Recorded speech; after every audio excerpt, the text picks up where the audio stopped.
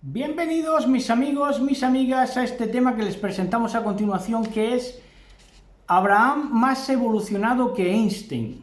A muchos les chocará, y a los que son dependientes emocionalmente de lo científico, como vamos a estar viendo, pues les parecerá casi un órdago, aunque sean creyentes, ¿verdad? Pero Abraham es un ser más evolucionado que Einstein, o se puede decir de otra manera. Abraham es un ser evolucionado y Einstein forma parte de la naturaleza primera, que es la animal, la que teníamos que pasar por ahí, ¿verdad? Entonces, vamos a estar comparando las dos semblantes o los dos semblantes o biografías. Abraham fue una revolución científica en su tiempo porque ideó una vara para sembrar, porque la problemática que tenían allí en su tierra, en Ur de los Caldeos, es que los pajarillos se comían las semillas. Y entonces él diseñó una vara para hacer un hueco en el suelo y meter la semilla. Eso fue una revolución, porque ya los pájaros no se comían las semillas y él fue un diseñador, fue un invento, como digo, revolucionario para su tiempo, y a partir de ahí Abraham se hizo de todo el dinero, de todas las posesiones que quiso, porque por otro lado era hijo de un soldado elevado, de alto rango de Babilonia, del ejército babilónico, pero no le faltó tampoco la inventiva propia, la incentiva, el poder de la inventiva, el incentivo de superarse a sí mismo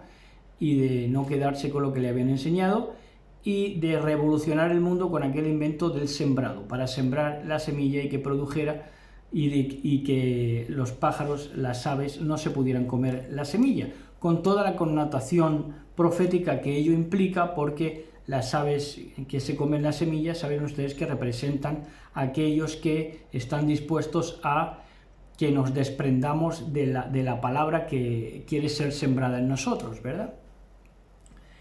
También, por supuesto, Abraham incidió mucho en la humanística genética, porque su calidad humana se quedó impregnada en un genetismo real y fuera de toda duda, porque su genética está tanto en musulmanes como en la línea que fue judía, ¿verdad? Y de las tribus de Israel, no solamente la judía, sino en todas las tribus de Israel, porque fue abuelo de aquel que sería conocido luego como Israel, que fue Jacob. Entonces Abraham cruza el Éufrates, cruzó el Éufrates, un río extraordinario de una opulencia monumental, y que pues nadie se había atrevido a cruzarlo, y Abraham, con su osadía particular, cruzó el Éufrates atándose a una cuerda a la otra ribera, atando una cuerda a la otra ribera y cruzando él, y haciendo cruzar a su ganado, incluso a su ganado y a sus sirvientes, y a toda su prole, incluidas mujeres, por supuesto. Y entonces cruzó el Éufrates. Esto fue de nuevo otra innovación y otra revolución en su tiempo. Y también esto quedó impregnado también genéticamente en el pueblo posterior de Israel, porque Israel también cruzaría el Mar Rojo y el Jordán, pero no como el que cruza errante, sino que es que tenía el respaldo genético de que Abraham lo cruzó, ¿verdad? Cruzó previamente por un agua que se creía que nadie podía cruzar, ese límite, ¿verdad? Y él cruzó al otro lado del Éufrates. Aparte, se opuso al sistema solar. El sistema solar que hoy prolifera en la opinión pública como la NASA, ¿verdad? Bueno, pues a esa NASA, que está imbuida de un pensamiento obsceno de que todo gira alrededor del Sol, es obsceno porque es idolátrico, y entonces Abraham se opuso a ese sistema solar porque enseñaban al sol, el sol en Ur de los Caldeos, enseñaban al sol como centro del universo, lo mismo que ahora, y que el sol era el creador y el generador. Y Abraham planteó la cuestión, eso sí que es ciencia, de decir, bueno, pero ¿quién creó el sol? Y pues ni que decir tiene que con todo lo que hizo, Abraham rompió con lo establecido, tanto con el rey Nimrod, que dominó el imperio babilónico, el primigenio imperio babilónico, y luego rompió también con su mismo padre, porque su padre era un idólatra y él tuvo, digamos, osadía en toda su manera de vivir, también porque fue educado por Sem, que su padre, aquel Taré, ¿verdad?, lo llevó a ser auspiciado por Sem y educado por Sem. Y entonces a partir de ahí pues se fue creando en él, en su alma, en su conducta, fue creando una osadía que revolucionó el mundo de su tiempo y el posterior, incluso a nivel genético, como hemos dicho. Ahora, en contraposición, ¿qué hizo Einstein? Pues supuestamente que inició la fisión nuclear, que es separar los átomos para hacer ¿qué?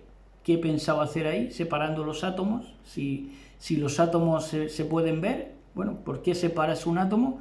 Bueno, pues para que haya bombas nucleares y entonces hubiera una problemática de la Guerra Fría en el tiempo de Einstein y posterior, que una problemática de Guerra Fría que todavía amenaza al mundo, en dos bloques divididos entre Estados Unidos y la Unión Soviética, ahora Rusia, y a ver quién tiene el misil más grande y quién puede producir el mayor daño posible en esa problemática de la energía nuclear y de las bombas nucleares. Eso es la aportación de Albert Einstein, aparte de las frases que se dan en los sobres de azucarillos, que tienen su frase de Einstein, ¿verdad?, como aquellos que hemos hablado antes, que dependen emocionalmente de lo científico y entonces tienen que incluir en todo, en su cotidiano vivir, frases de Albert Einstein, porque aunque sean cristianos no se quedan conformes con aprender de la fe abrahámica, sino que tienen que también beneficiarse, entre comillas, de los aportes de Albert Einstein, que por otro lado, siendo judío, supuestamente judío, se ponía ciego de salchichas de cerdo, ¿verdad? Así que es una contradicción, pues, que fuera tan inteligente y que tuviera el cerebro atiborrado de cerdo, de toda esa cerdería. No es posible que alguien sea hábil mentalmente si se alimenta de esa manera. Así que, pues, queda demostrado que Abraham fue un ser más evolucionado que Albert Einstein. Shalom a todos, besos y abrazos.